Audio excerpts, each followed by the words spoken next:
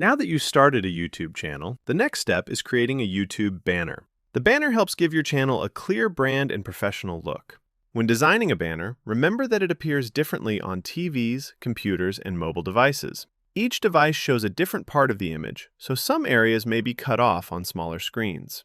To understand this better, go to Google and search YouTube Banner Dimensions, then click on Images. You'll see diagrams that show the banner size and the visible areas for different devices.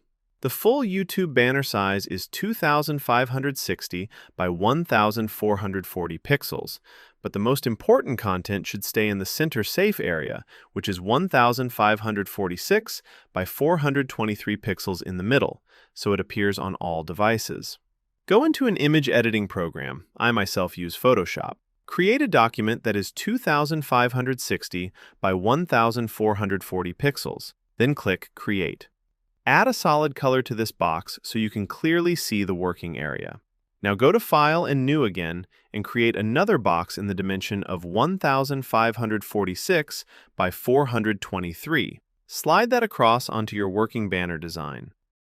Now go to View and click Snap and move the box to the center so it aligns easily, then give it a different color.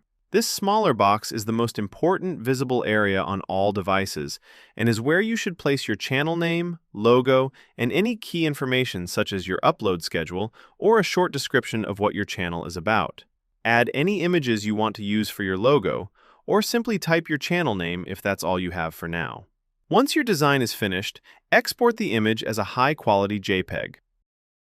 Now go to your YouTube channel and click on Customize Channel. Now click Upload, go to the location you saved your banner, and select the banner. Now click Done, and then Publish up the top right. Now click on View Channel. You should see your new banner.